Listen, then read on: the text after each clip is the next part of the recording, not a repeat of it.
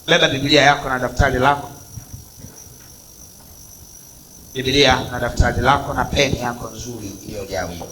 Baba, katika jina la Yesu Kristo wa Nazareth, tunakushukuru sana kwa neema kubwa uliyoachilia kwetu. Asubuhi ya leo tunapoenda kukusikia wewe, Roho Mtakatifu kaseme nasi, sema na mioyo yetu, sema na mioyo ya watoto wako, wafundishe. Tupo tayari kusikia kutoka kwako katika jina la Yesu Kristo wa Nazareth. Wote tuseme amen. Amen.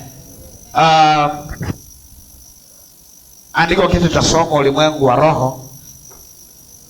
Andika tu ulimwengu wa roho. Ulimwengu wa roho.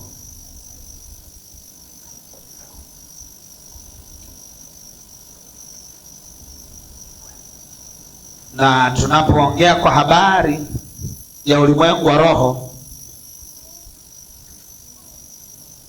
tunaongelea maisha ya mwamini na Mungu, maisha ya mwamini na shetani. Ulimwengu wa roho unahusisha mwamini na Mungu wake, lakini mwamini na shetani.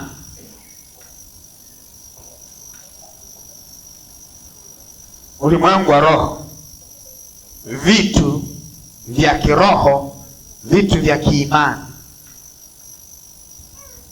Ulimwengu wa roho. Na kwenye ulimwengu wa roho kuna mambo yanayo govern ulimwengu wa roho, yanayo shape, yanayoongoza ulimwengu wa roho. Na moja ya mambo hayo ni taarifa.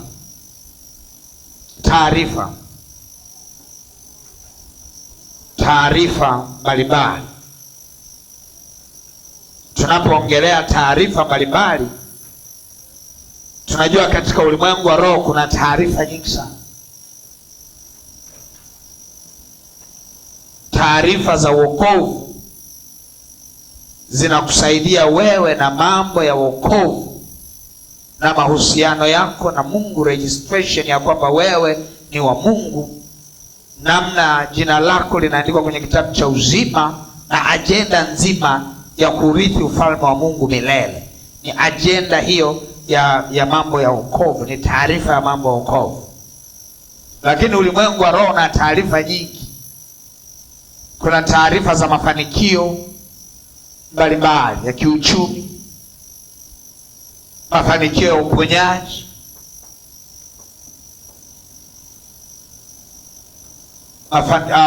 taarifa za kiroho juu ya ndoa na mahusiano. Mambo ni mengi, lakini yote ninazungumzia ni habari ya taarifa. Na unapokosa taarifa, unakosa maarifa, kwa sababu kila maarifa unayoyapata yametokana na taarifa ambazo uko nazo. Kwa ukikosa taarifa, umekosa maarifa. Ndivyo ulivyo ulimwengu wa roho. Pande zote mbili, upande wa nuru, upande wa giza, unaendeshwa kwa taarifa. Na ndio maana unakuta mambo yamekaa kwa siri pia. Siri juu ya taarifa fulani za kiroho. Kwa hiyo sasa tunapoongelea ulimwengu wa roho, ndio tunaongelea dhana ya namna hiyo. Sasa leo nataka tuangalie vitu vitatu, mambo matatu yanayoweza kufanya uishi kwenye ushindi katika maisha ya kiroho. Mambo matatu. Taangalia mambo matatu yanayokufanya uishi maisha ya ushindi katika ulimwengu wa roho.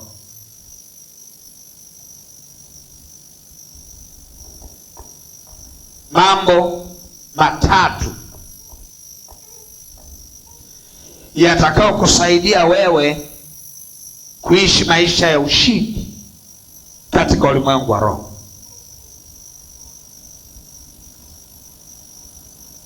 Mambo matatu.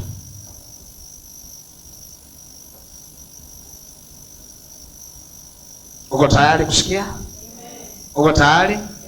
Ada. Jambo la kwanza,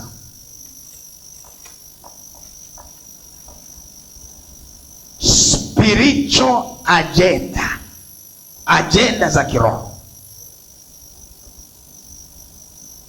Mwamini anatakiwa azielewe agenda za kiroho, au kwa Kiingereza unaandika spiritual agenda. Na tunapoongelea spiritual agenda ama agenda za kiroho, tutaongelea agenda za jumla kwa kila anayetembea ulimwengu, katika ulimwengu wa roho. Kuna agenda ya kiroho ya jumla, na tunaipata kwenye kitabu cha Mathayo, kitabu cha Yohana. Fungua Yohana sura ya 10, sura ya 10 na ule mstari wa 10. Kuna agenda ya kiroho pale, spiritual agenda. Jambo la kwanza la kumfanya mtu aishi maisha ya ushindi ni spiritual agenda, kuelewa agenda za kiroho. Na agenda ya kiroho tunaipata kwenye kitabu cha Yohana sura ya 10 na ule mstari wa 10. Yohana sura ya 10 na ule mstari wa 10. Umefika? Yohana sura ya 10 mstari wa 10 anasema hivi. Umefika wote? Amen. Mwivi haji ila aibe na kuchinja na kuharibu. Mimi nalikuja ili wawe na uzima, kisha wawe nao tele. Unaweza kuwa umesoma hilo andiko kwa miaka mingi sana, ukalisoma haraka, lakini nataka kuanzia leo lisome taratibu. Usilisome haraka, lisome taratibu. Ukilisoma taratibu utaligawa kwenye sehemu mbili. Sehemu ya kwanza utaiona agenda ya shetani, na sehemu ya pili utaiona agenda ya Mungu kwenye maisha ya mtu huyo mmoja. Yaani wewe ulipo hapo ni mtu ambaye unawindwa na agenda za pande mbili. Sawa sawa?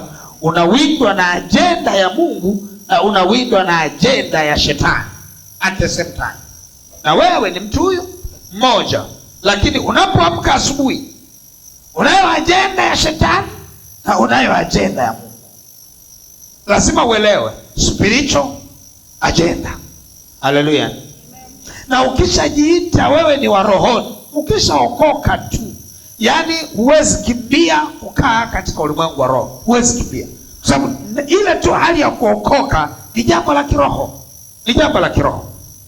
Sasa lazima mtu wa kwanza wa kuelewa ni wewe, na vitu vya kwanza vya kuelewa ni agenda katika ulimwengu wa roho. Agenda katika ulimwengu wa roho ya kwanza ni ya mwivi, ambayo ni ya shetani. Yaani ukiamka asubuhi, ukilala usiku, shetani agenda yake ni ile ile. Anakuja kwako aibe, auwe, achinje. Ndio agenda yake. Ukimchekea, ukilia, ukikimbia, ukisimama, haigeuzi agenda ya shetani kwenye maisha yako. Kazi yake ni aibe, auwe, achinje. Yaani ukitaka kuanzisha biashara, ujue kuna agenda ya shetani kwenye biashara yako. Na agenda ya shetani hiyo biashara yako ni auwe hiyo biashara, aiue, achinje, aibe. Ndio agenda ya kila kitu. Unaiona ndoa hii leo? Yaani ndoa hii leo wakati wanandoa wana ajenda zao, shetani naye ana ajenda yake na Mungu naye ana ajenda yake. Lazima uelewe. Ajenda ya shetani auwe, achinje, aibe. Sasa angalia, wanandoa lazima waelewe ya kwamba kipindi wanaingia kwenye ndoa kuna ajenda ya shetani. Sawa sawa? Kuna ajenda ya shetani. Auwe, achinje, aibe. Maana yake nini? Wanandoa ni lazima waelewe hiyo ni ajenda ya shetani na hawawezi kuikimbia. Uoe, usiolewe, ajenda za shetani hazijawahi badilika. Sawa sawa? Shetani hata ukampa chochote hawezi kubadilisha ajenda. Ajenda zake ni kuharibu, ajenda zake ni kuua, ajenda zake ni kuiba. Yaani hata ufanyie kitu gani, hiyo ndio ajenda. Lakini hapo hapo pana ajenda ya Mungu. Anasema na mimi nalikuja wawe na uzima, wawe nao tele. Kwa kwenye ndoa hii kuna ajenda ya Mungu ya kwamba hii ndoa iwe na uzima, tena uzima wake uwe tele usiopimika. Ni ajenda. Wanandoa ni wale wale, wanatembea kwenye ajenda mbili tofauti. Haleluya. Na wao wenyewe pia wana ajenda zao. Sawa sawa? Wajenge, wazae, wapate watoto, wafanye biashara, na zenyewe ni ajenda zao. Sawa sawa? Kwa hiyo utakuta kuna ajenda za shetani, ajenda za Mungu. Lazima uelewe spiritual agenda. Yaani ukishaelewa tu tayari umeshakuwa kwenye step ya kuweza kumudu cash za kiroho. Haleluya. Umekutana na rafiki yako, unapeana naye mkono hivi. Lazima unapomwangalia ujue huyu ni rafiki, lakini huyu anaweza katumika na aidha na giza ama katumika na nuru, akaleta ajenda za giza ama ajenda za nuru. Yaani lazima uwe aware ili ukiona rafiki yako ghafla akafanya kitu kibaya usianze kusema dunia hii hadi huyu. Usishangae. Mtu yoyote anaweza kabeba ajenda za Mungu, mtu yoyote anaweza kabeba ajenda za shetani. Ukishakuwa prepared katika hiyo, utakuwa uko comfortable na kila mtu. Utakuwa na tahadhari za kiroho na kila mtu, ukijua kwamba mtu yoyote anaweza katumika. Na ndivyo ulimwengu wa roho unavyotaka tuwe aware, tuelewe, ili ndani ya taarifa zitupe maarifa. Sawa sawa? Ukikosa taarifa unakosa maarifa, ukikosa maarifa unaangamia. Haleluya. Haleluya. Na ndio maana tukakuta huko na leo Peter kimwangalia Neema asubuhi na mapema mnavyoamka, cha kwanza umskani katika ulimwengu wa roho. Mwenzangu leo anatembelea wingu lipi? Kuna jicho kishaanza kusema unaanza kujua leo huyu anatembelea ajenda za nani?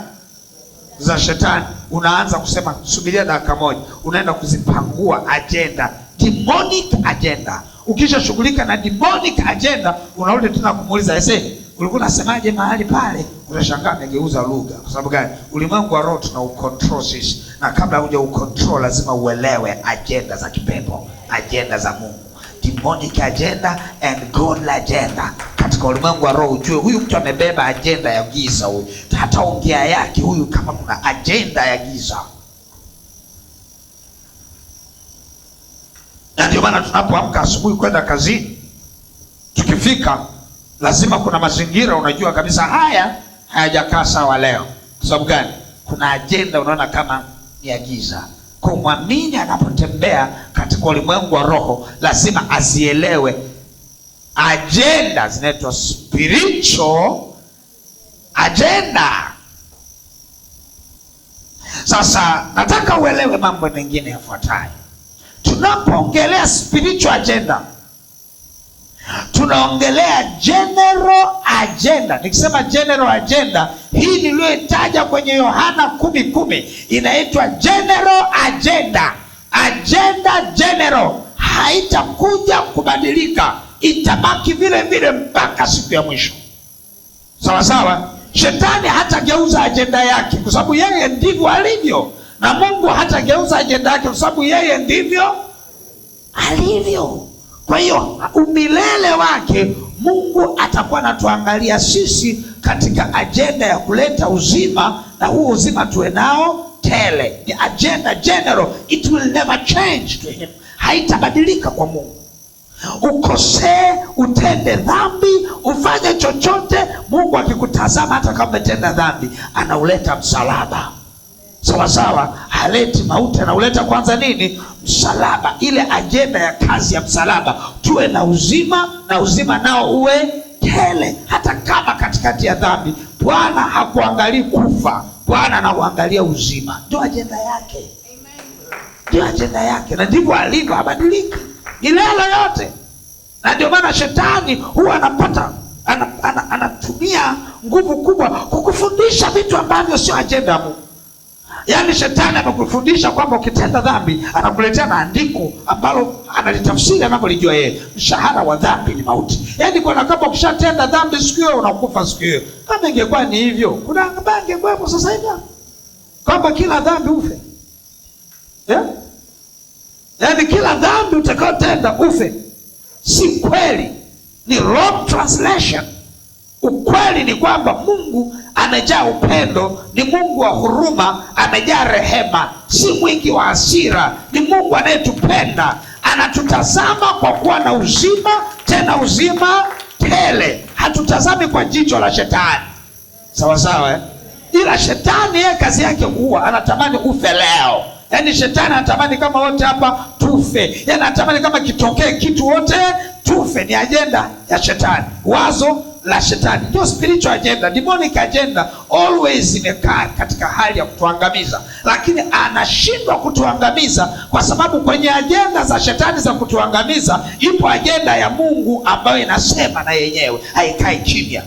Shetani anapoleta agenda ya kufa, Mungu analeta agenda ya uzima unaotunenea kwamba hao watu hapana, walizaliwa wawe na uzima, tena uzima uwe tele. Anasema watakufa, Mungu anasema wataishi. Yaani kuna agenda zinapigana katika ulimwengu wa roho. Haleluya.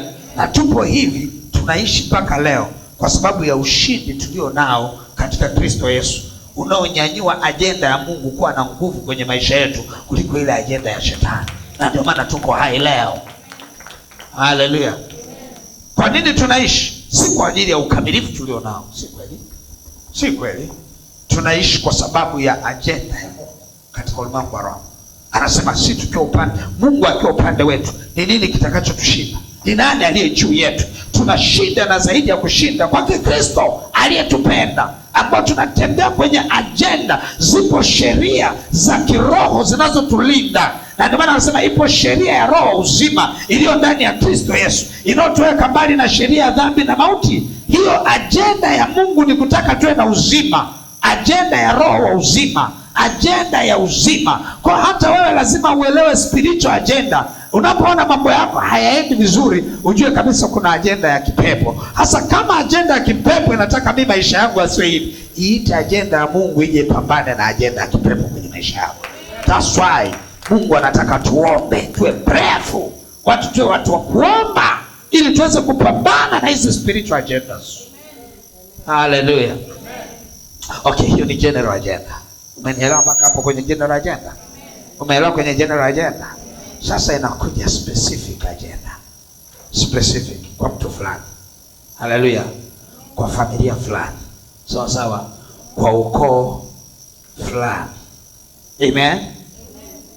Agenda ya Mungu kwa mtu fulani. Sawa sawa. Kwa familia fulani. Kwa ukoo fulani. Lazima uelewe napo spiritual agenda.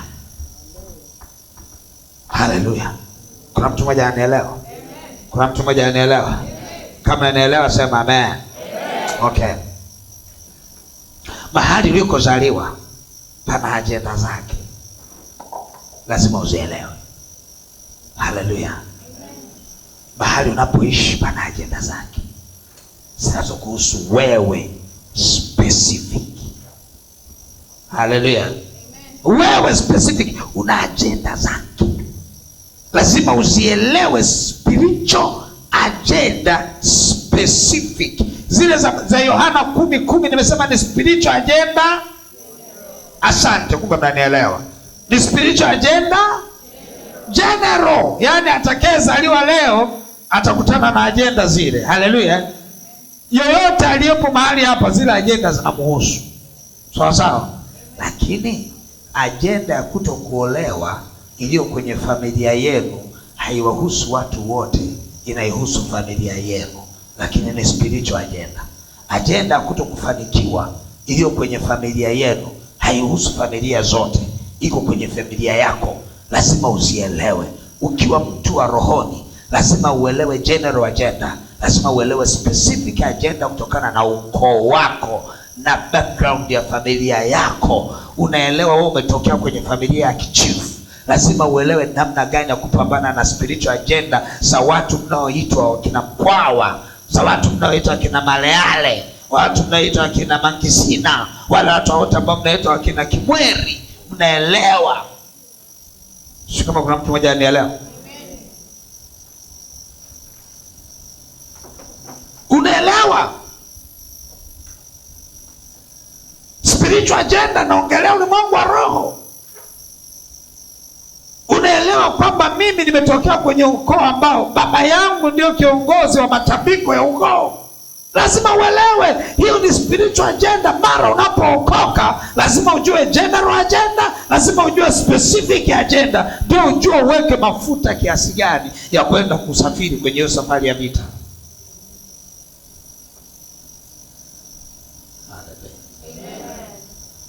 Maana yake nini? Vita yako na vita ya mwenzio tofauti. Haleluya.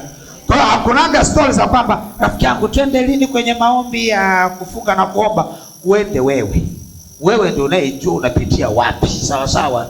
Wewe ndio unayejua familia yako. Wewe familia ya kichifu, unaanza kumuuliza mwenzio ambaye kwake hamnaga uchifu, mtaenda kufunga lini? Uanze wewe. Kila mmoja. Hii vita is a race, is a personal race. Ni nguvu, ni race, ni mbio za mtu binafsi kutokana na agenda ya kipepo ama agenda ya kimungu inayomfuatilia nyuma. The spiritual agenda ndio inayokufanya uanze safari saa ngapi, uanze na nani. Haleluya. Hii dunia hii, mwenzangu nafanikiwa kweli, mbona mimi sifanikiwi, nakosea wapi? Wewe, tumetoka familia moja. Umelala na mimi chumba kimoja. Wote tunakoroma ro. Mwenzio hamna wa kunikaba. Wewe wa kukaba wanakuwinda wote wanaka. Wewe, maombi yangu mimi na ya kwako lazima iwe tofauti. Katika ulimwengu wa roho lazima utrack kwamba wewe una vita gani na upige vita kwa kiwango gani. Mambo ya rohoni sio ya kuigana. Mambo ya rohoni lazima utrack, uelewe spiritual agenda ulionayo. Obstacles. Kuna vikwazo. Kuna mtu mwingine ana vikwazo, mwingine ana vikwazo. Okay, ngoja nikupe mfano. Ulishawahi sikia Isaka amefunga na kuomba kwenye story zako za kusoma?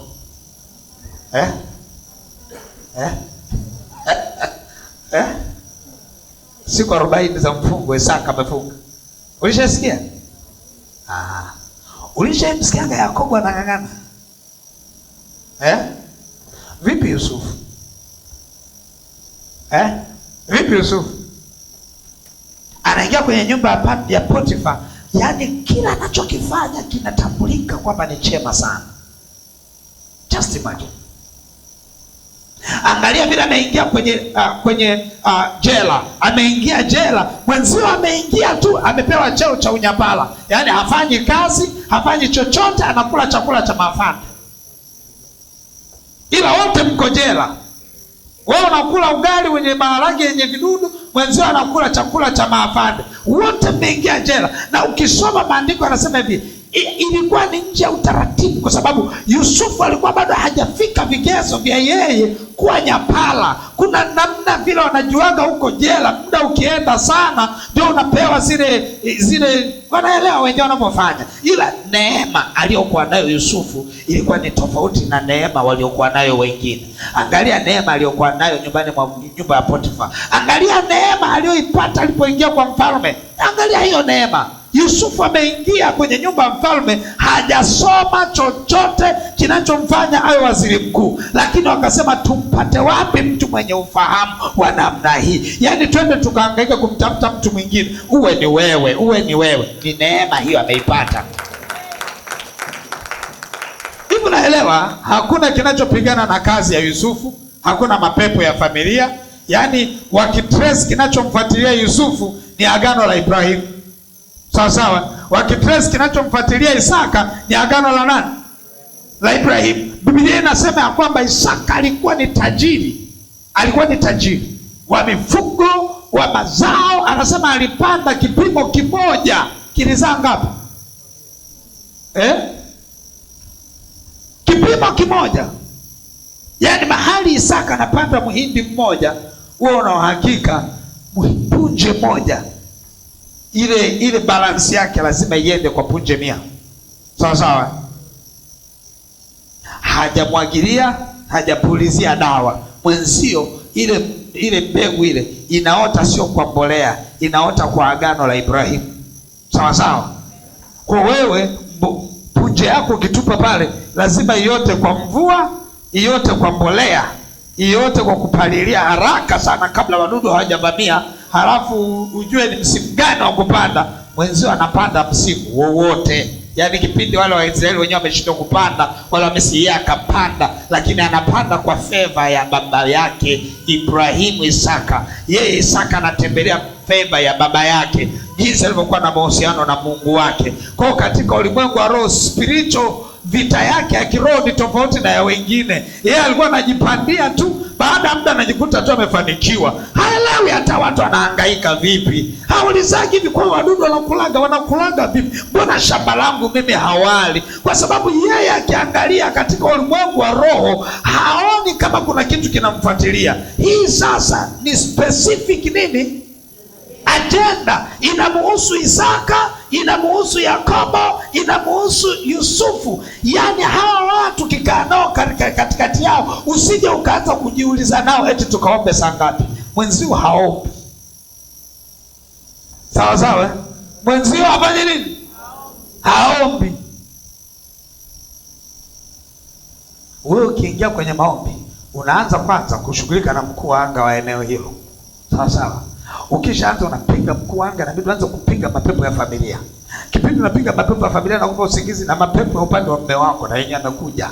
Yaani kipindi unapiga mapepo ya mume wako na mkuu wa anga amechachamaa. Baada hapo anaanza kuita jina la Bwana kwa ajili, vurugu ni nyingi, lakini mwenzako unakuta yeye anaenda ndo anasema Mungu, kumbuka baba yangu Ibrahim. Alafu anaenda kupanda. Sasa na wewe kila ukisema kumbuka baba yangu mganga kienyeji, unashika niende wapi Mungu wangu? Mbele shughuli ilivyo. Kwa lazima uelewe. Sikia nikwambie, nini nafundisha kabla sijaenda mbele. Lazima uelewe spiritual agenda zinazokushikilia. Angalia family background inakushikilia vipi. Halafu angalia namna mambo yatakavyoenda.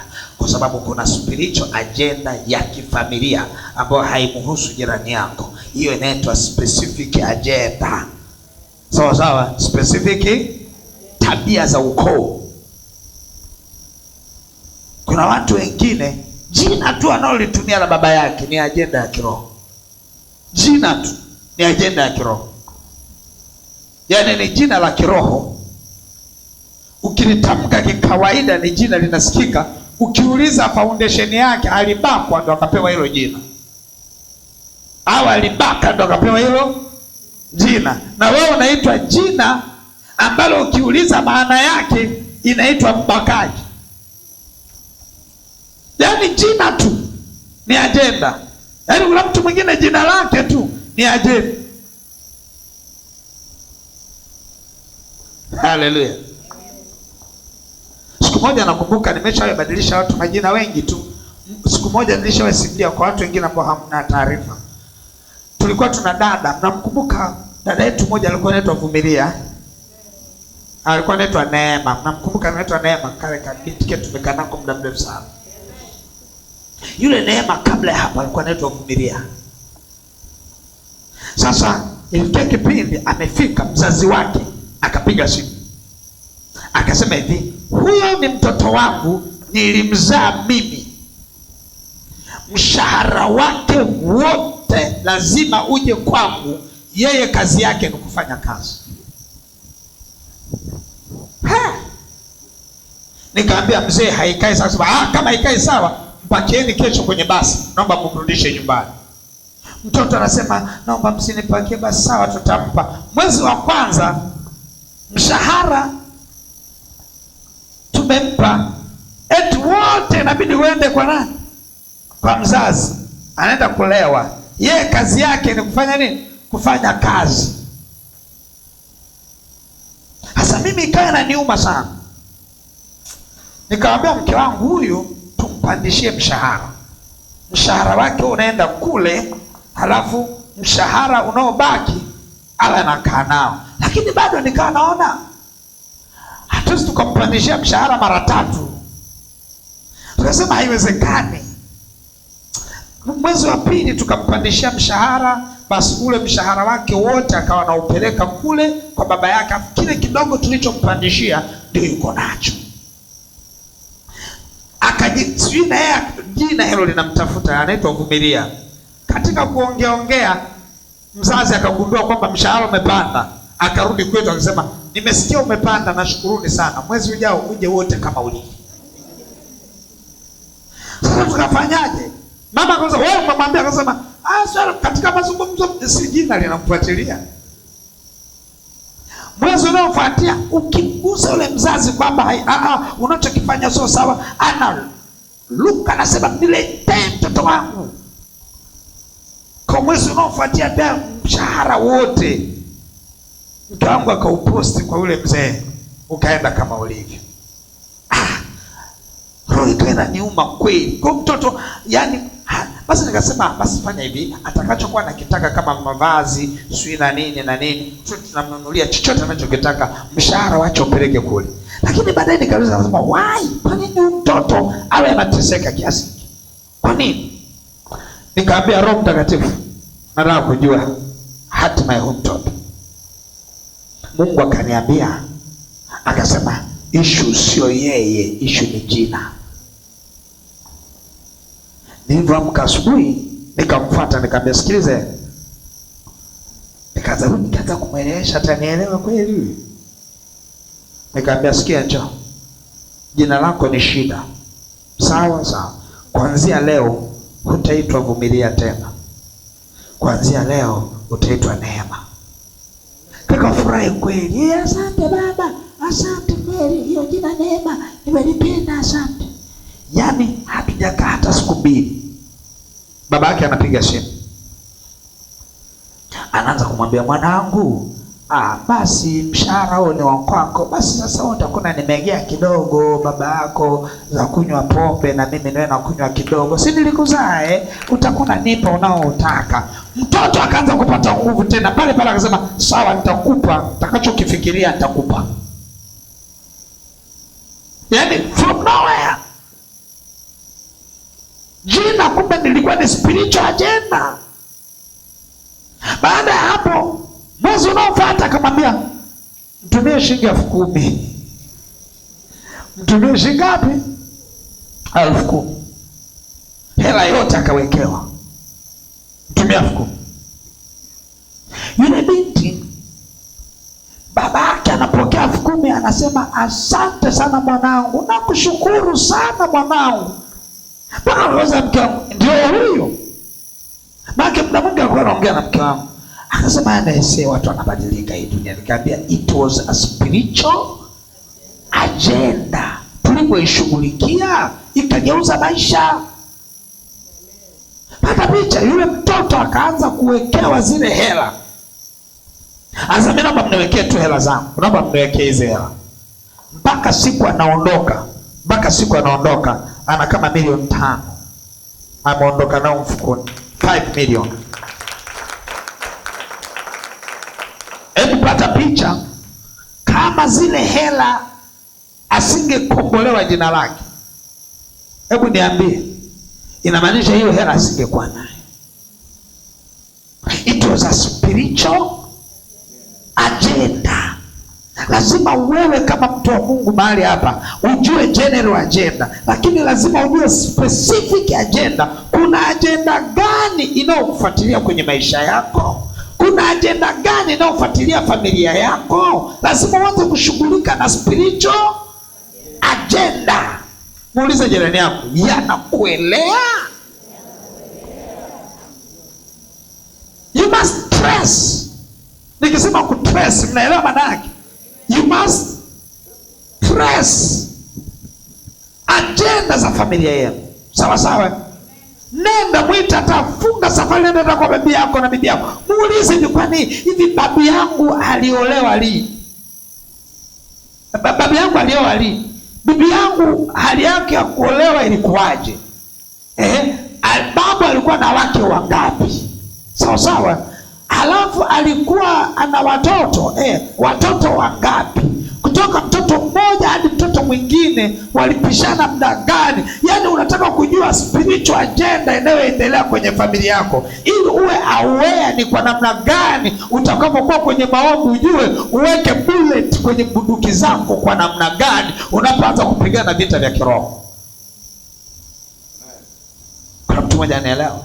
Usipofanya hivyo ni hati sana ukajikuta agenda ya kiroho ya babi yako inakuja kwako, halafu inaenda kwa watoto wako. Ujue work done was very good zero kwako, kwa sababu hukuweza kushughulikia, hukuweza kuwa daraja la kuzuia agenda za kipepo kutoka kwenye generation moja kwenda kwenye generation nyingine. Wewe lazima ufanyike kwa daraja. Kuna namna lazima uovu uishie kwako, usivuke. Lakini ili uovu uishie kwako usivuke, ni lazima uzijue spiritual agenda. Si kama kuna mtu ananielewa hapo? Nawaza harusi tu. Unanielewa? Unanielewa vizuri? Amen. Spiritual agenda. Una hela? Una hela? Una hela? Amen. Siyasema useme amina. Nimetaka kujibu unayo ama huna? Wenye nao nyosha. Kuna kitu nataka hapa. Una? Una? Una hela? Tatizo hapa kuna vitu tunachanganya. Kuna wengine wanasema na hela za kiroho. Ninayo hela kama Bwana hivyo. Sikia. Mimi nauliza hela tangible. Sikia, ninauliza hela tangible, ili kama hela haipo lazima utrace spiritual agenda inayozuia fedha zako zisiwepo. Aidha ujue ni changamoto za fungu la 10 ama kuna uharibifu umetoka nyuma unafuatilia. Sababu kuna familia zimeshaambiwa kwenye vilingi vya kichawi hamtafanikiwa, ndio sadaka ya babu yako kwamba vizazi vyake hatafanikiwa. Halafu wewe unakuta ni sehemu ya kile kizazi ambacho babu yako alisema hautafanikiwa. Sasa wewe uliye ndani ya Kristo una trace spiritual agenda, lazima patikane mmoja atakayesimama mahali palipobomoka aseme kuanzia leo tutafanikiwa. Lazima patikane mtu mmoja. Lazima patikane mtu mmoja atakasema kuanzia leo tutafanya nini? Tutafanikiwa. Lazima kuwa na mtu ambaye miongoni atakaenda kusimama kutrace spiritual agenda na kuzifanyia kazi. Haleluya. Okay. Unajua kwa nini nafundisha haya? Kwa sababu unakuta kuna mtu mwingine familia yao ina maagenda ya hatari. Mwangalia anapo relax. Saa 2 akilala amka saa 2. Sawa? Na wakati saa 8 usiku familia yao bado inakutanika kwenye uchawi, wanaloga. Na wanataja jina ambalo hata wewe unaitwa kwenye jina hilo hilo. Alafu unalala mpaka asubuhi. Kujua spiritual agenda. Kuna mtu mmoja amenielewa? Somo la leo nasemaje? Tunaongelea nini? Ulimwengu wa roho. Nimekuambia na mambo mangapi? Matatu. Unafanya nini? Yatakao kufanya ufanikiwe katika maisha ya nini? ya ushindi. Nimesema la kwanza ni nini? Lazima ujue nini? Spiritual agenda nimegawa kwenye sehemu mbili. Ya kwanza ni nini? General agenda natoka kwenye kitabu gani? John 10:10. Na ya pili, agenda ya pili ni nini? Specific agenda inamuhusu nani? Wewe binafsi. Ukitaka kwenda kwenye specific agenda unaweza ukazigawa tena mara mbili. Specific agenda ukaangalia zinazotokana ulizozisababisha wewe na walizozisababisha watu wa nyuma. Sasa kuna nyingine agenda umezisababisha wewe. Kuna nyingine unasema ni bibi huyu, yani babu huyu, yani bibi huyu, yani babu huyu. Kuna nyingine ni za kwako, lazima utrace. Wewe ndio ulianza, yani kwenye familia yako wewe ndio ulianza kutoa mimba. Mpaka sasa umetoa mimba 8. Lazima ujue hiyo ni spiritual agenda, unatakiwa ushughulike nayo ili watoto wako na wenyewe wasio watoa mimba. Hiyo ni specific agenda, imeanzia kwako. Maana yake inabidi uanze kutubia kila tukio. Unaposhughulikia spiritual agenda, lazima vilivyofichwa vinyanyuliwe juu. Sawa sawa? Vimeanzia kwako. Uanze kutumia mimba moja baada ya nyingine ulizozitoa. Unaanza kutumia moja baada ya nyingine, ili sio upone wewe tu, uponye kizazi chako kijacho.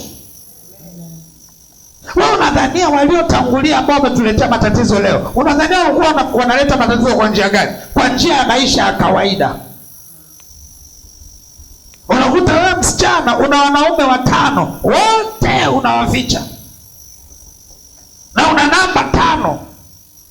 Kila mtu ana namba zake. Ukisema nenda kwa shangazi, kumbe uendi kwa shangazi, unaenda kwa mume. Wala mjomba ameniita. Yaani wewe kwa mashangazi, yaani mume wa kwanza anamuita mjomba, shangazi mwingine hivyo hivyo.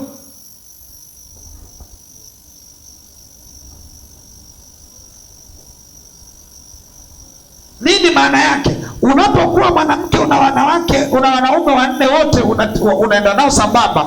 Wewe unadhani hiyo spirit itakapohamia kwa watoto wako ama kwa watoto wako, si wataendelea na wenyewe kusema hii tabia ilitoka kwa bibi? Ama hii tabia ilitoka kwa babu? Kwani unadhania bibi wa leo unadhania alikuwaje? Si alikuwa binti wa miaka iliyopita kama wewe? Kwani babu wa leo ambao ametuletea shida, wewe mababu unadhania alikuwaje? Si mababu kama walikuwa ni wewe, ni babu mtarajiwa. Maisha unayoishi leo ni hatari kweli. Wewe unapojiona vilinga sasa hivi, lakini ni bibi mtarajiwa. Kuna watu wataka kuvunja mizimu iliyotoka kwako.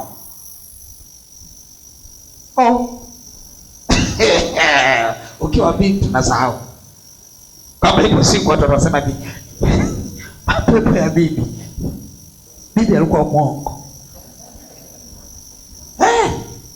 Uongo wako leo utakuja kuwafanya watoto waanze kufunga mifungo ya kuua roho za uongo kutokana na tabia zako. Kuna tabia nyingine inabidi uanze kubadilika. Wewe bibi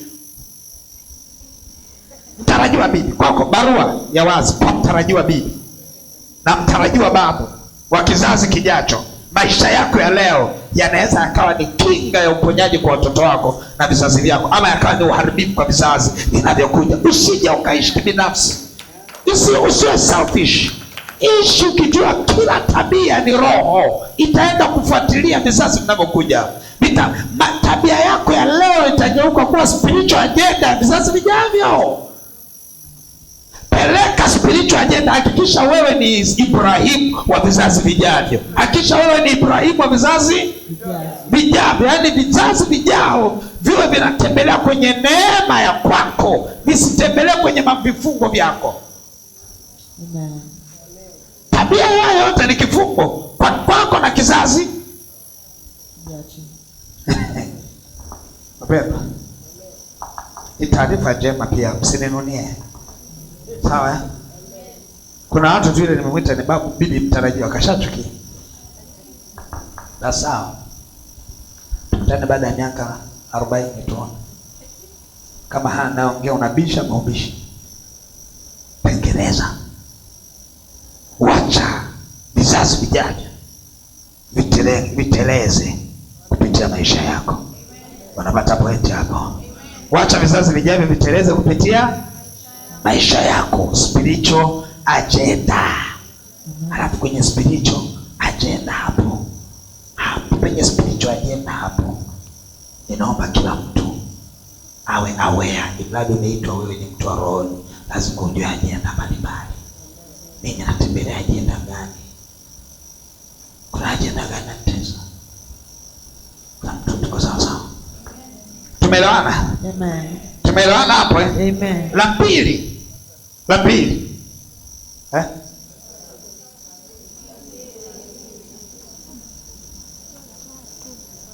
Hiyo ni agenda nyingine. Wanaosema la tatu. La tatu nyosha mkono. La pili ni lipi?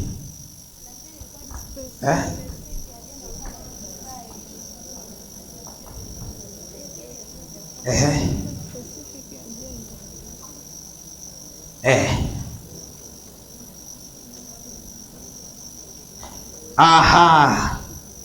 Umeelewa?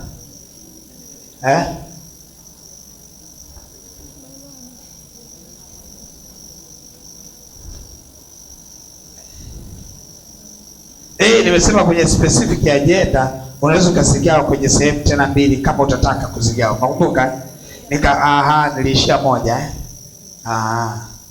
mwingine twende tu. Nikasemaje?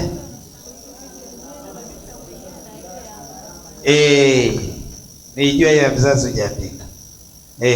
Andika hapo. Umeelewa? Niisha zigawa. Specific agenda zimesababishwa na nani? Na vizazi vilivyotangulia. Sawa sawa. Hamko makini darasa. Unajua ukikaa hivi, unajua kwenye kufundisha lazima muelewe. Sio watu waliokaa namna hii wote hawasikilizi. Unajua kuna mtu mwingine anadhani kusikilizwa na kupigiwa makofi. Hamna, kuna wengine sindana message. Wanasikiliza vinaingia rohoni. Napigi makofi. Ni wangapi mnachomwaga sindano mnapigia makofi? Daktari. Haleluya. Okay. Twende hapo sasa, sawa eh? Hiyo tumeshaiweka sawa, si ndio? Amen. Sawa sana. Ukiwa na swali usiogope kuuliza. Ulimwengu wa roho huo. Haleluya. Ya pili.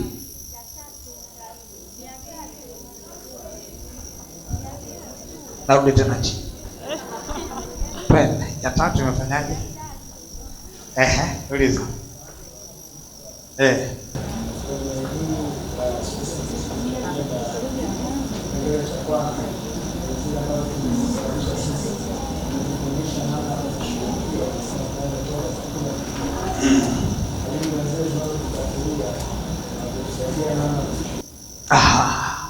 Okay. Kuna siku nilishafundisha kwa habari ya kuomba toba kwa baba zako. Wangapi wanakumbuka ile somo? Unakumbuka Okay. Unaomba toba kwa ajili ya vizazi. Sawa sawa. Tukasoma pale kwenye Kumbukumbu la Torati kwamba wakaomba toba kwa ajili ya baba zao. Sawa sawa. Maana kuomba toba kwa ajili ya baba zao ni lazima uombe toba kwa ajili ya baba yako na bibi yako na sawa sawa. Ni sawa sawa na wewe usiposhughulika vizuri, vizazi vinavyokuja vitakuja kuomba toba kwa ajili ya bibi yao, toba kwa ajili ya baba yao. Watasikia baba yao alikuwa mkabaji sana, wanaomba toba ili Mungu aanze kusimama na familia. Ni lazima muombe toba. Kuna maisha ya babu yanawafanya watoto Mungu asikae kuangalia kwa sababu ya maisha ya babu. Sasa mkiomba toba kwa ajili ya babu, unajikuta automatically Mungu anarudi kwenye familia kwa sababu ya toba. Haleluya. Haleluya. Kwa usiache kumwombea toba baba yako na babu yako. Haleluya. Kwa maovu. Unajua kuna wababu wengine wamemwaga damu ameua. Jamani, alikufa nani alimuua haijulikani, kumbe babu yako. Ile damu iliyomwagika inaendelea kufuatilia vizazi. wewe usipoweza kushughulikia, unakuta Mungu amefarakana. Ardhi ile iliyofungua kinywa kuimeza damu.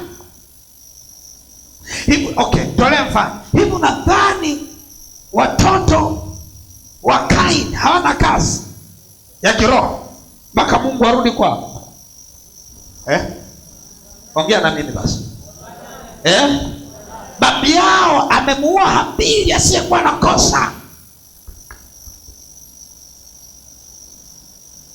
Lazima hao watu wakitaka kurudi tena kusimama, ni lazima waitumie dhambi ya baba yao ama ya dhambi ya babu yao anaitwa Kaini, ambaye alimuua nani? Ndugu yake Habili. Okay, nikupe tu mfano mwingine. Mnakumbuka aliyeuza uzaliwa wake wa kwanza? Sawa sawa. Alikuwa anaitwa nani? Akamuuzia nani? Okay, watoto wa Yakobo. Mtoto mmoja wa Yakobo naye mjua anaitwa nani?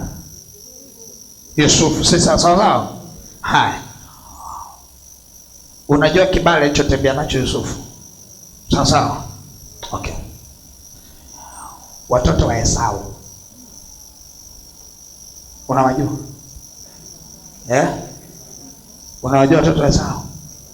Kwa sababu gani? Kwa sababu kuna namna story inayoendelea kwa Yusufu ilibidi inaendelea kwa watoto wa Esau, lakini watoto wa Esau hawajulikani wanafanya kazi gani. Sawa, hawajulikani wanafanya nini, na ndio moja ya mataifa ambayo mengine Mungu alikuwa anapigana nayo ili kizazi kiende wapi? Kiende Kanaani. Moja ya makabila aliyokuwa akipigana nayo walikuwa ni watoto wa Esau. Ukisoma kuna watu waliopata kibali. Sitaki kwenda huko tena, lakini ukiangalia ukoo wa kina Amoni, ukoo wa kina Amori, sawa, ukiangalia ukoo wa kina Gilgash, utakuta ni humo ni zile familia ambazo zimetoka kwenye koo ambazo zilikuwa hazina kibali, na waliokosa kibali ni babu zao. Sasa kile kikoo aliyokosa kibali ni babu yao, watoto wanaonekana kama ni maadui wa Mungu. Anasema mkikutana na Waamori, mkikutana na Wagilgash, mkikutana msiambatane nao. Kuna mtu anaelewa? Anayesema ya kwamba ukikutana na hao watu usiambatane nao, msikubali hata kuwaozesha watoto wao, wala msikubali watoto wao waoe watoto wenu. Kwa sababu gani? Nimewakataa wao, nimekataa miungu yao. Ukiangalia unakuta ni watoto wa kizazi cha kina Esau ambao wao waliuza uzalio nini wa kwanza. Mistake ameifanya nani? Esau. Anayekuja kukataliwa nani? Watoto wake. Lakini akipatikana mtoto wa Esau, kizazi cha Esau, atakayepata mafundisho ya kukomboa uzao wake, ataomba toba juu ya baba yake. Ataambia Mungu, ninaomba toba juu ya baba yangu aliyeuza uzaliwa. Ninaomba Bwana nitembelee kwenye neema halisi ya kwamba yeye alikuwa mtoto wa kwanza kuzaliwa. Ninaomba hiyo neema nitembee nayo mimi. Atapatikana mtu atakayelilia nafasi iliyopotezwa ataililia. Bwana ni Mungu wa rehema na neema. Atakayejitokeza kuililia nafasi ataketishwa kwenye kiti. Akiketishwa kwenye kiti atapata neema ile. Ni lazima uelewe, ukipoteza wewe kiti, ujue hicho kiti hujapoteza wewe tu, wamepoteza na watoto wako. Ashukuriwe Mungu kama atapatikana mtu wa kuambia watoto wako habari za spiritual position ya babu aliyoipoteza, waende wakaililie ili waketishwe tena kwenye kiti. Asipopatikana mtu akuja kuambia mambo ya rohoni wakashindwa kuitetea hiyo position, maana yake nini? Utakuta watoto wako wameenda kukalia kiti chako ambacho hicho kiti sio kiti cha Bwana. Nafasi uliyoipoteza pale ulipoipotezea nafasi, na watoto wako unakuta na wenyewe wameenda kusimama mahali pale. Lakini akipatikana mmoja atakayejua kiti cha babu yake. Mimi nachojua babu yangu hata kama hakufika mbali, lakini aliwahi kubali kuwa minister hata kwa miezi miwili. Mwambie Mungu, kumbuka basi hiyo miezi yake miwili ya kuwa minister. Ninaomba Bwana uniketishe kwenye kiti cha neema ulichompa, hata kumkubali kwa hiyo miezi miwili. Na mimi naomba niketie hapo. Kuna mtu mmoja anielewa? Sasa kama utanielewa hivi, utaelewa. Ndio unasema hivi, hii inaitwa nini? Nimesema nini ya kwanza? Spiritual. Lazima uelewe zile specific agenda. Baba yangu alifanya nini? Kuna wengine babu zao waliwaonea watu, waliiba haki za watu.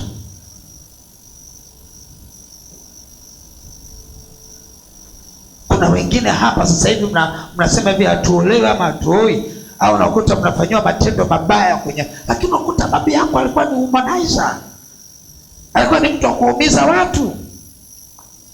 Leo yuko na mwanamke huyu, kesho yuko na mwanamke yule. Akikuwa na mwanamke huyu anamwacha analia, yeye anaenda anataka mwanamke mwingine, hapa anasema mimi ndio kidume, mimi ndio kidume. Lakini unaenda kuumiza watoto wako wa kike baada ya miaka kadhaa, na wenyewe wanaanza kuachwa kwa staili ile ile, staili ile ile. Kuna bibi mmoja pale, mtu mnakumbuka, alishuhudia, akashuhudia akasema, babu yangu nimemuona alikuwa ni chief. Kutokana na nafasi yake alikuwa akiiba mapenzi, akifika akimpenda tu binti moja, kutokana na nafasi yake anambia, njoo nenda nyumbani kachukua nguo zako, ndio nimesha kuoa. Hamna cha mahari, hamna cha, wazazi wanaishia tu kulia, hawezi kumfanya chochote, yeye ndio chifu, mnashinda cha kufanya. Akikuchoka na kutoa anambia haya nenda, anachukua mwingine hivyo hivyo. Akasema hivi, mimi nimemuona baba yangu akifanya hivyo. Akasema na yeye alienda Songea. Kwenda Songea sio shule, kuna mtu mmoja akamchukua hivyo hivyo, akamwambia twende, akamuingiza gorofani. Anambia ndio nimeshakuoa. Akasema hivi, kile nilichokiona anafanya baba yangu, sasa ndio kile ambacho nimefanyiwa. Hapa akasema ndio hicho na mtoto wake. Sasa mtoto wangu yuko sini Arusha. Sasa na mtoto wangu Arusha ndio hivyo amechukuliwa kihuni, hata sijui mahali imeendaje, na yeye ameshaenda hapo, ndio imetoka. Anasema alichofanya baba yangu ndicho nilichofanyiwa mimi, na ndicho alichofanyiwa mtoto wangu wa kike. Na huyu mwingine naona naye anaenda huko. Baba, ninaomba uombe. Nikamwambia tuombe toba kwanza kwa ajili ya baba yako, kwa sababu kama unavyoumia wewe na wale waliumia hivyo hivyo. Hiyo ni spiritual agenda. Hapo utaelewa mbona mimi naumizwa sana, mbona mimi naachwa sana, dakika mbili nimeachwa, dakika mbili nimeachwa. Hapo sema mimi nakosea wapi? Yawezekana wewe ujawa haujakosea, lakini omba toba kwa ajili ya baba yako, omba toba kwa ajili ya baba yako, omba toba kwa ajili ya kizazi kilichopita. Yamkini ni malipo yale yalikuwa kifanyika. Hiyo inaitwa spiritual agenda. Ni agenda ya kiroho. Usitazame vitu katika hali ya kawaida, ni agenda ya kiroho. Mbona mimi sifanikiwi? Angalia story unayosoma kwenye kitabu cha Mwanzo ya mafanikio ya Ibrahimu. Anasema Ibrahimu alikuwa ni tajiri wa dhahabu, wa fedha, wa wanyama. Ibrahimu alikuwa one of the richest person. Soma kitabu hicho cha Mwanzo, utakutana na story ya Isaka. Anakuambia Isaka was a richest man as well, kama alivyokuwa baba yake. Anakuambia hata imefika kipindi utajiri wa Isaka ulikuwa unampa shida. Amefika kwenye taifa ambalo wakiangalia utajiri wa Isaka, mfalme anaogopa kwamba huyu Isaka kesho akiamka vibaya sana pindua nchi. Wakasema tumfukuze, kwa sababu the guy was rich everywhere. Alikuwa akipanda anavuna kwa kipimo cha zaidi ya 100. Kwa akipanda shamba moja vipimo vyake ni zaidi ya 100. Anasema the guy was very rich katika animals. Alikuwa pia yuko rich katika wafanyakazi. Idadi ya wafanyakazi aliyokuwa nao, pata picha, baba yake alikuwa na wafanyakazi 315. Sawa sawa? Yaani sisi hapa 300 hatujafika. Sisi hapa tuko 100 na kidogo. Sisi hapa tuwe mara 3 au mara 4 ndio walikuwa wafanyakazi tu wa kawaida. Kumbuka Isaka anaenda kupigana vita. Alipigana vita na nani? Aliwakabidhi tu wafanyakazi wake, wewe shika jembe, wewe shika panga, wewe anasema haya, mguu sawa, mguu pande, tayari ni jeshi. Likienda linapiga vita mpaka linashinda. Wale watu, kwa taarifa yako, hakuwa na jeshi. Wale walikuwa ni mahouseboy na mahousegirl. Walipewa silaha, wakapewa mguu sawa, mguu pande, ghafla wakawa jeshi. Unawezaje kuona huyu jamaa alikuwa yuko very strong? Angalia na mtoto wake Isaka, the same story. Mtoto wake Isaka na yeye, the guy was very rich in everywhere. Alikuwa ni tajiri kweli kweli, wanamuogopa. Angalia vile Ibrahimu amepata utajiri. Hakunaga utajiri wa Ibrahimu ambao alistruggle. Angalia vile Isaka alipopata utajiri. Angalia ambao hakustruggle. Angalia utajiri wa Yakobo nyumbani mwa Laban. Angalia, hakustruggle. Maana yake nini? Kuna spiritual background inayowafuatilia wakina Yakobo, inayowafuatilia wakina Isaka, iliyotokea kwa Ibrahimu. Kufanikiwa kwa Yakobo, it was a spiritual agenda, so fighting. Sawa. Kufanikiwa kwa Isaka, it was a spiritual agenda, it's not a fighting. Haya, hebu angalia wale watu kipindi Yoshua. Sawa.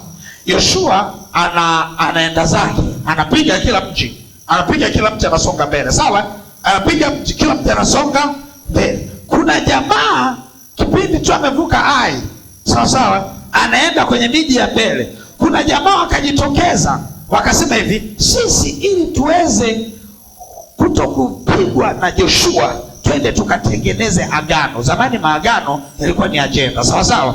Wale jamaa wakaondoka, wakaenda kutengeneza agano na Joshua. Mnaikumbuka hiyo story? Wakavaa manguo makuukuu, wakabeba mabotro kama wametoka safari ndefu, wakawachukua, yaani kama walifanya maigizo fulani hivi. Wakaenda kama watu wametoka safari ndefu sana, wakasema tumekuja kutoka safari ndefu kuja kupatana na wewe, tutengeneze agano juu ya usalama wetu endapo mtakuja huko. Kumbe ni kijiji cha mbele tu. Yoshua kwa kutokujua akatengeneza agano la amani. Akasema hili agano la amani, mahali popote tutakapokutana na ninyi, agano litakuwa ni amani. Halafu akasema asante sana. Wakafanya procedure zote za agano, halafu wakaondoka.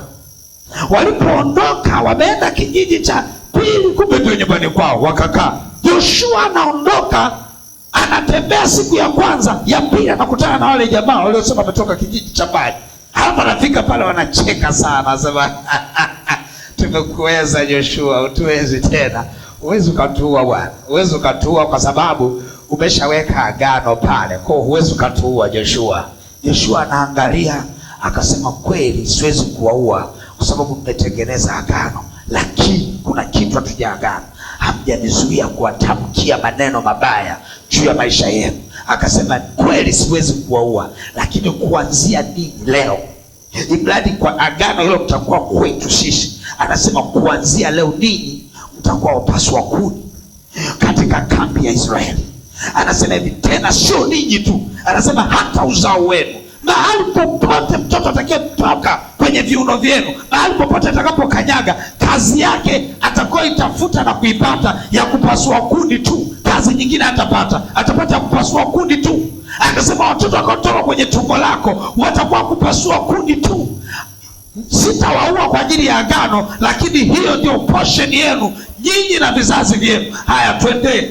Wakaondoka pale. Ni ukweli hawajawawa, lakini wao kazi yao ni kupasua kuni tu kwenye kambi ya Israeli. Kila mtoto akizaliwa anaenda kupasua kuni.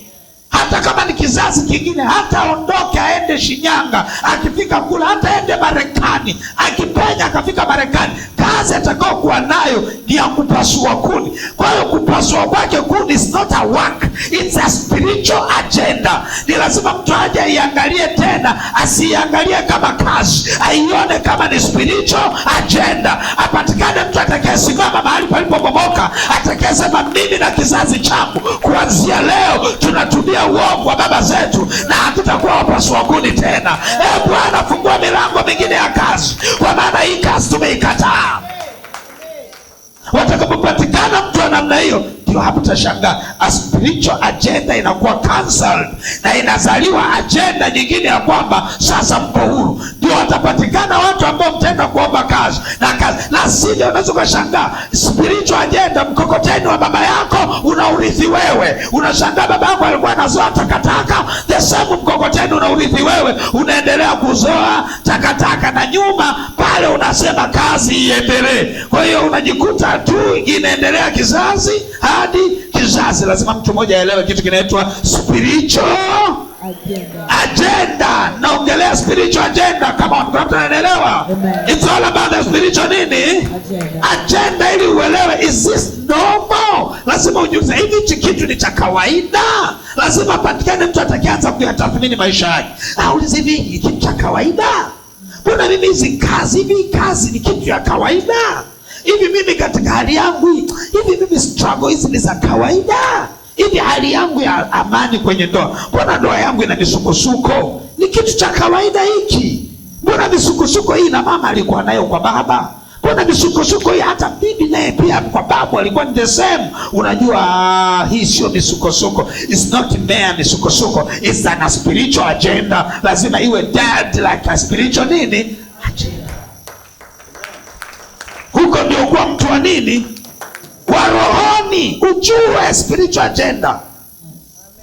Kuna mtu mmoja anaelewa? Kuna mtu mmoja anaelewa? So you need to go and spy your life.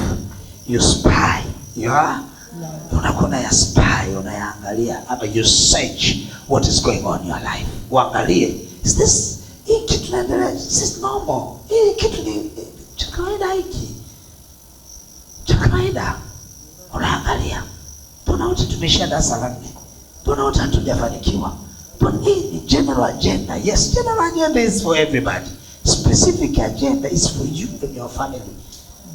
Lazima ujani hiyo general agenda wote tunapambana nayo. Sawa sawa. Yeah. Shetani kazi yake ni kuiba, kuharibu, kuchinja, tunapambana naye. Sawa sawa. Lakini spiritual agenda specific inakuhusu wewe, mwenzako haimuhusu. Mwenzako analala na koroma vizuri, wewe hulali usiku. Lazima ukaangalie what is going on in your life. Hallelujah. Okay, sasa tunaenda ya pili. Nikipanda msibishie tena. Ni ya pili, sawa sawa? Ni ya pili, si ndio? Okay. Tenda haraka kwa ajili ya muda. Hallelujah. Ya pili, timing.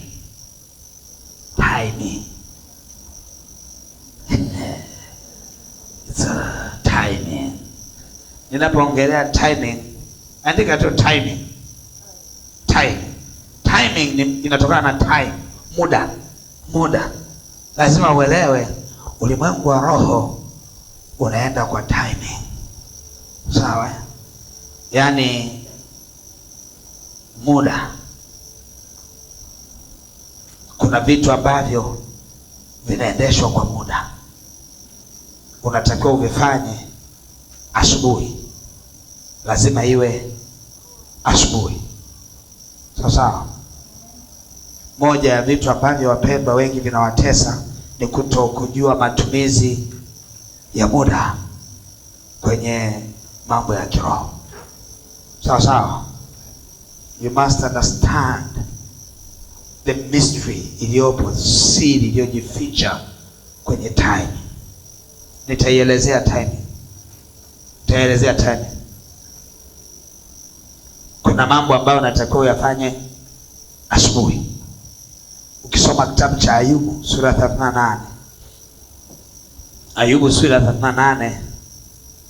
Nisome mstari wa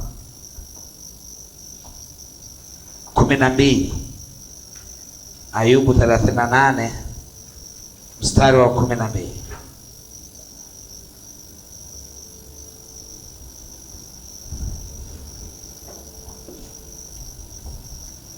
Ayubu mafika anasema hivi, je, umeiamuru asubuhi tangu siku zako zilipoanza? Je, umeiamuru asubuhi tangu siku zako zilipoanza? Mstari wa 12 huo. umeyajulisha mapambazuko mahali pake, yapate kuishika miisho ya nchi. Waovu wakung'utwe, wakae mbali nayo. Asubuhi inaongelewa, asubuhi lazima iamrishwe, yaongeleshwe mapambazuko. Waovu wakimbizwe asubuhi, wakae mbali na mapambazuko yako. Mpendwa, umeiamuru asubuhi yako tangu siku zilipoanza. Kumbe mapambazuko yanatakiwa yakae mahali pake. Swali, umeiamuru asubuhi yako? It's timing. Sawa, ni muda. Na ndio maana tuna ibada hapa za asubuhi zinaitwa morning glory. Angalia, pia tuna ibada zile zaanza siku na Bwana. Ukijiuliza hizi ibada zinalenga ni kwa nini ziwe asubuhi? Kwa nini ziwe asubuhi? Biblia inaeleza kwa habari ya muda. Asubuhi ni jambo la kiroho. Roho ya Bwana inapoanza kufanya kazi asubuhi, roho ya adui inanyamazishwa tangu asubuhi. You shape your day kwa kuitangazia asubuhi na kuyaeleza mapambazuko mahali yanapotakiwa kuwa. Sio kama kuna mtu roho naongea naye. Yaani maombi ya asubuhi ndio yanao determine siku yako iwaje. You shape your whole day. You shape your whole day. Asubuhi unapoamka, unapoiongelesha siku yako na kuielekeza mapambazuko yako mahali unapotaka yakae. Biblia inasema unamkuta huyo adui anakuwa anaondoka kwenye njia yako. Kwa hiyo inamaanisha asubuhi kuna agenda specific ya adui tokea asubuhi kwa ajili ya kuidisturb siku yako nzima. Halafu kuna agenda ya Mungu tokea asubuhi ambayo inabidi iwe blessed ya asubuhi kwa ajili ya kuishape siku yako nzima. Kama mtu anaelewa? Kwa hiyo usipoiongelesha asubuhi katika ulimwengu wa roho, ujue umeidisturb siku nzima, umeruhusu adui aigovern hiyo siku nzima. Ushakaa na kuangalia, unaona siku nzima kama unajizungusha. Ushajizungusha siku nzima, unazunguka tu. Unaingia chumbani, toka chumbani, unaingia chumbani, jikoni, ukifika, na hata vitu vya kawaida tu haviishi. Kama kwanza kuosha vyombo, unapiga simu, unaweka hapa. Unaenda kama kwanza kutandika, hamna kinachoisha, unaweka hapa. Hapo unatandika sasa, atafanya usafi baadaye. Ngoja nilaze kwenye kochi. Ukilaza ndio unalazwa vizuri. Unadhani unasema leo nimepumzika. Jamani, hii dunia inabidi kupumzika, unapulizwa na mapepo. Usifanye la maana. Unapumzikaje mchana? Unataka kupumzika usiku? Mchana ni wakati wa kuyatimiza makusudi ya mafanikio yako. Unalalaje mchana? Usiku unalala, mchana unalala. Usingizi na usingizi, kuna usingizi wa Mungu na usingizi wa kipepo. Lazima mtu wa rohoni ujue usingizi wa Mungu ni upi, usingizi wa kipepo ni upi. Kwa mfano, hivyo unadhani watu wote wanaosinzia kanisani usingizi wa Mungu? Wao wanasinziaje kanisani? Hiyo ni powered by devil. Unasinziaje kanisani?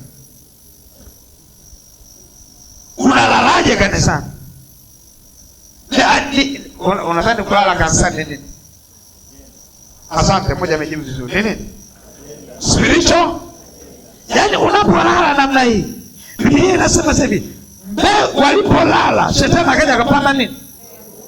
Yes, walipofanya nini? Walipolala. Kwa taarifa yako, unaposinzia hivi, kuna gugu linapandwa kwenye maisha yako. Kwa kila unayemuona analala kuanzia leo, uone shamba linapandwa. Wataona kwa kushombe, bwana magugu yanapandwa. Spiritual agenda, timing. Lazima ujue kwenda na time. Ujue kabisa asubuhi unapoamka. Na ndio maana shetani anapigana na watu wasioongelesha mapambazuko. Morning glory, angalia. Morning glory picha inapigwa, yanajaa Madawati haya matatu tu ndio Morning Glory. Unauliza hao wengine wameenda wapi? Hao wengine wameamua wasiongeleshe mapambazuko, waende wakapigane na shetani kimwili. Uliza wanarudi na nini? Uliza wanarudi na nini? Lakini kumbe asubuhi inabidi unapokuja Morning Glory unaiongelesha njia yako mafanikio, unaiongelesha biashara yako, unaongelesha familia yako, unaiongelesha masaa yako. Unasema sasa ninaondoka kufanikiwa. Unaondoka unashangaa yale mafanikio ndio unatembea nayo siku nzima, sababu umeiongelesha asubuhi yako. Usipoiongelesha asubuhi yako umefeli. Na kushauri kuanzia leo, anza kuhudhuria Morning Glory. Usiache kusikiliza ibada za siku na Bwana. Yote ile tunapambana kuyatengeneza maisha yako ya siku. Lazima tuiongeleshe mapambazuko. Ayubu anauliza, kumbuka Ayubu ni expert wa mambo ya kiroho.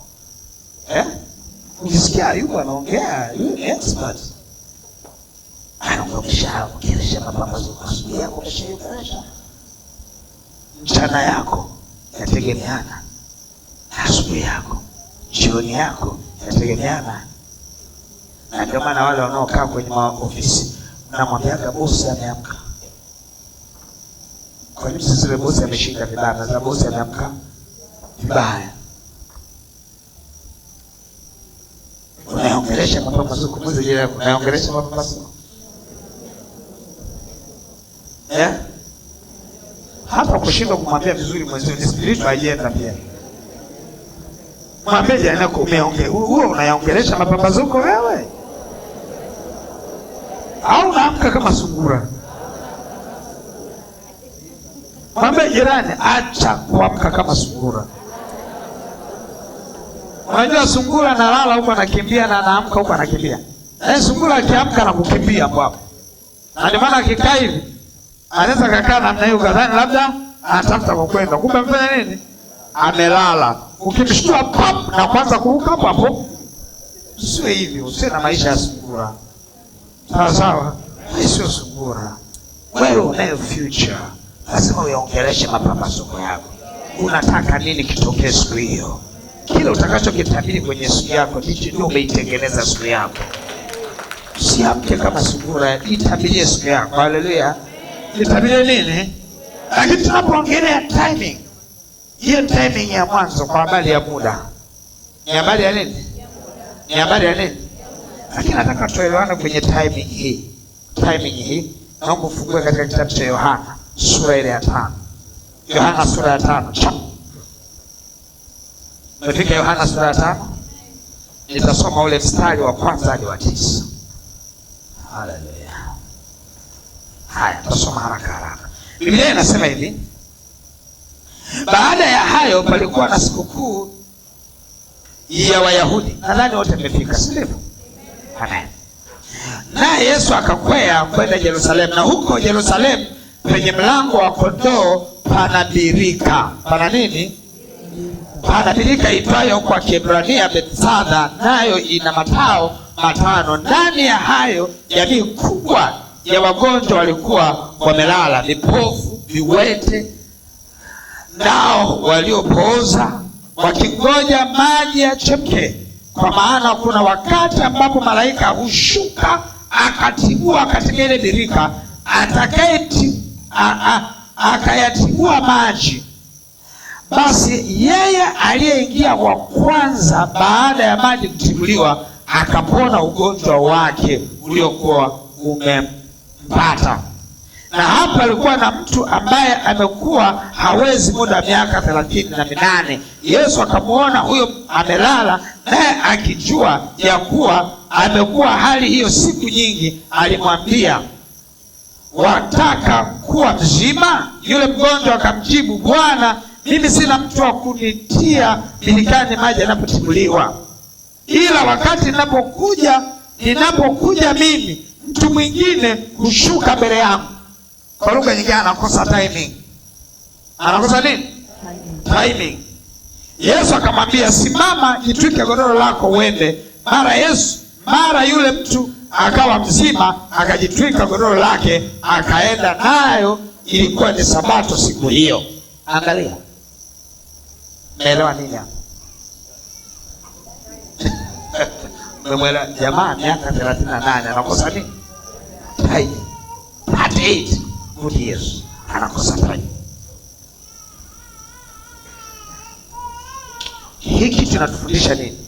Kwenye ile dirika maji, malaika alikuwa anashuka kwa time, anayatibua. Kwa kwanza atakayeingia anapona. Sharti lazima timing uwe wangapi? Hii kitu inakuwa ni kazi kwa Kristo wengi. Tunapishana na sauti ya Roho Mtakatifu kwa kosa tani. Unaambiwa fungua Biblia, anza kusoma. Unasema hapa niko kwa watu, nitasoma baadaye. Utashangaa ile nguvu iliyokuambia ufungue Biblia wakati ule, baadaye utakapojitengenezea muda wako ile nguvu haipo. Issue ya time. Ukiambiwa omba, unasema nitaomba baadaye. Na baadaye utakapokuwa unaomba, ile nguvu ya kuomba inakuwa inafanya nini? Haipo tena. Sawa sawa? Ni lazima ujue timing ya maombi. Ukiambiwa ni wakati wa kuomba, fanya nini? Kuna nguvu itakayoambatana na wewe pale ulipoambiwa omba. Kuna muda wa Mungu na kuna muda wako. Ukiambiwa simama omba, omba. Timing. Watu wengi wanakosa nini? Taomba baadaye. Ndani huko kuna kuambia fungua Biblia, anza kusoma neno. Unasema nitasoma failure. Kuna mtu mmoja anaelewa? Kuna mtu mmoja anaelewa? Timing. Mambo ya rohoni yanahitaji. Kuna nyakati shetani yuko vitani, unashtuliwa, piga tuma moto. Wewe unasema nitatuma baadaye. Wewe unapigwa sasa hivi, utatumaje moto baadaye? Lazima ujue muda wa kutuma moto. Ujue muda. Timing. Usiwe na muda wako binafsi. Lazima uwe na muda wa Roho Mtakatifu. Utakuwa kupa maelekezo kutokana na muda. Sawa sawa? Okay. Kutokana na muda. Anyway, siaishi. Wacha nipigie ya 3 haraka haraka. Sawa sawa? Andika focus.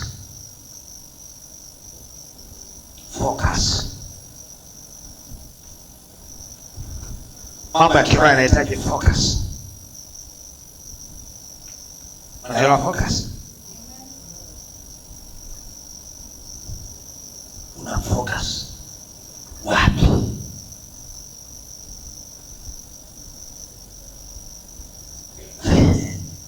Okay. Iko hivi. Biblia inatuambia focus wapi? Katika vita yote itakayokuja, lazima uelewe focus yako hiyo. Okay, twende kwenye maandiko.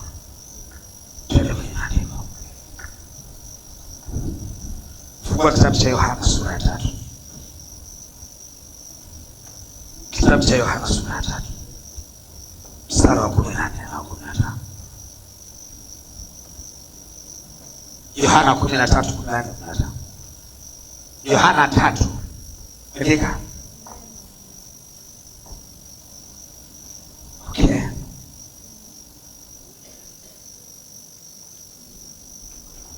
Umefika? Biblia inasema hivi, na kama vile Musa alipomuinua yule nyoka jangwani, vivyo hivyo mwana wa Adamu hana budi kuinuliwa, ili kila mtu aaminie awe na uzima wa milele katika yeye. Haleluya. Focus yetu kama vile nyoka wa shaba alivyoinuliwa jangwani. Nakumbuka story ya nyoka wa shaba kusoma kitabu cha Hesabu. Wana wa Israeli walifanya makosa, alafu wakaanza kung'atwa na nyoka. Walipomlilia Bwana, Bwana akaachilia uponyaji. Akainuliwa nyoka wa shaba. Uking'atwa na nyoka, anakuambia hivi, never focus mahali ulipong'atwa. Alitundikwa nyoka wa shaba. Kazi yako ni kufocus yule nyoka wa shaba, alafu unapokea uponyaji. Never focus kwenye maumivu, focus kwenye nyoka wa shaba ili upone. Kwa kipindi hicho nyoka walikuwa wengi kuangata kuadhibu. Wanaweza ukigongwa papa kaza sema jala unakufa. Ulikuwa hakuna muda wa kuugulia maumivu. Hamna muda wa kumwita mjomba, funga hapa sijui kama, funga sumu isienee, funga hapa. Ayo, usikusema, nikasilini, akamu hivi, unakufa. Alikuwa amewekwa nyoka wa shaba. Uking'atwa wewe ni moja kwa moja jala. Unaangalia nyoka wa shaba tu mpaka unapona. Ukilogwa uangalia taswali ng'ata hapa si hapa, you die. It was instantly death. Nyoka alikuwa na sumu kali. Immediately, instantly unakufa hapo hapo. Kwa kazi yako wewe ni kukaza macho kwenye nyoka. Wakikwambia bora na mkuu, bwana unaendelea wewe pone. Umeelewa? Mungu alikuwa anatufundisha focus. Akasema hivi, sasa anakuambia hivi, sasa kama vile wana wa Israeli walivyokuwa na focus kwenye nyoka wa shaba namna hii, hawaangalii maumivu, hawaangalii wameng'atwa, wala humwangalii kama nyoka mwingine anakuja kung'ata mguu wa pili. Wewe kazi yako ni kufocus kwenye nini? Walikuwa sasa pale ni mwendo wa watu, rundo la watu wanaangalia hivi mchana na usiku, wanaangalia hivi. Kila anayeangalia ameshang'atwa, akiangalia hivi baada ya muda kupona, asema amina, asante. Anaenda huko akasema hivi, kwenye agano jipya Yesu amewekwa hapa. Kila jaribu utakalolipata usiliangalie jaribu, focus kazi ya msalaba namna hii. Muangalie Yesu namna hii. Mpaka utakapopona, mpaka utakapofunguliwa, mpaka utakapokuwa na amani kwenye ndoa yako. Kazi yako ni kumwangalia Yesu na kazi ya msalaba tu. Ndio focus yake. Tumiane tu vikrupu vya mtandaoni ya majungu. Unaelewa? Wanandoa mnaelewa? Focus kwa kazi ya msalaba. Acha vitu za majungu, achana nazo. Sasa mwanaume lazima utoe hela, mume wako asafanye nini? Alafu unamtumia mume wako. Vitu za majungu ambazo hazisaidii chochote. Focus haipo kwenye majungu ya mtandaoni. Focus iko kwa Yesu Kristo. Sawa sawa.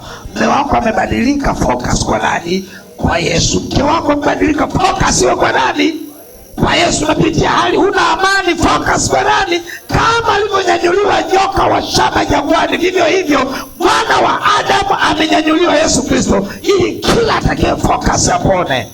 Focus yetu iko kwenye kazi ya msalaba, sio kwenye vitu vingine. Haijalishi unapitia changamoto gani hapa, you must focus.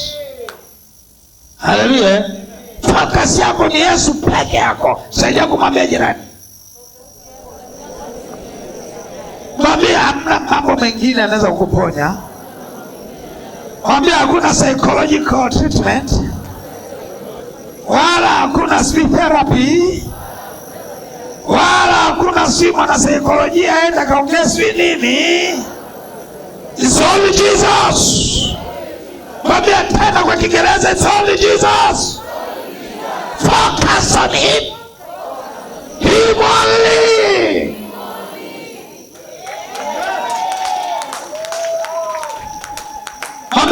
Mwambie Kizungu, be focused. Mwambie be focused. Usiseme sijui kuongea Kiingereza. Kanuni za Kiingereza ni ndogo tu. Legeza ulimi, ongea. Sawa sawa, usikaze ulimi. Kikaza umefeli. Chakula ongelea pua, sawa. Sema be focused.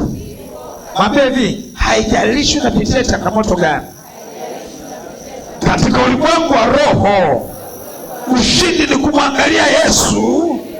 Yesu peke yake, pasipo kuangalia mazingira. Mungu abariki sana. Haleluya. Amen. Na matumaini yangu mambo matatu nayashika. Haleluya. Umeshika vizuri. Sawa. Sawa. Sasa unaweza kusimama. Simama. Haleluya. Sema Roho Mtakatifu, nisaidie kuwa focused. Nisaidie kujua spiritual agendas. Nisaidie kuwa na timing nzuri katika jina la Yesu. Baba, nakuomba unisaidie na kunitia nguvu katika jina la Yesu. Amen. Amen. Amen. Tunakirie Bwana Yesu. Haleluya. Amen. Sasa ninaomba niwalete maharusi wetu. Niwalete maharusi wetu. Kabla tujaendelea na ibada, tumalize tukio hili kwanza na baadaye tutaendelea na ibada yetu. Haleluya.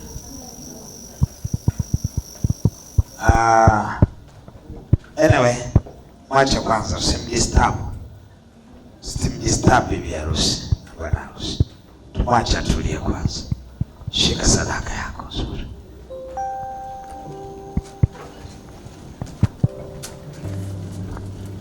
Wana wa Bwana leo inuliwe. Hey Yesu inuliwe. Hey Yesu inuliwe. Shika sadaka yako namna hii, nyosha juu. Roho Mtakatifu, asante kwa ajili ya kila aliyenyosha sadaka kutolea. Ninaomba umbariki kwa baraka zote katika jina la Yesu Kristo wa Nazareth. Nakutolea wewe kwa moyo wa kukupenda wewe zaidi katika jina la Yesu. Amen. Amen. Karibu tuwe sadaka ya kwanza. Sadaka ya kwanza tumtolee Bwana sasa. Bwana, Bwana leo uinuliwe. Ee Yahweh uinuliwe. Ee Yahweh uinuliwe. Uinuliwe. Bwana wa Bwana leo uinuliwe. Ee Baba uinuliwe. Ee Yesu uinuliwe. Uinuliwe. Bwana wa Bwana leo uinuliwe. Ee Baba uinuliwe. Ee Yesu uinuliwe. Uinuliwe. Bwana wa Bwana leo uinuliwe. Ee Baba uinuliwe. Ee Yesu uinuliwe. Uinuliwe.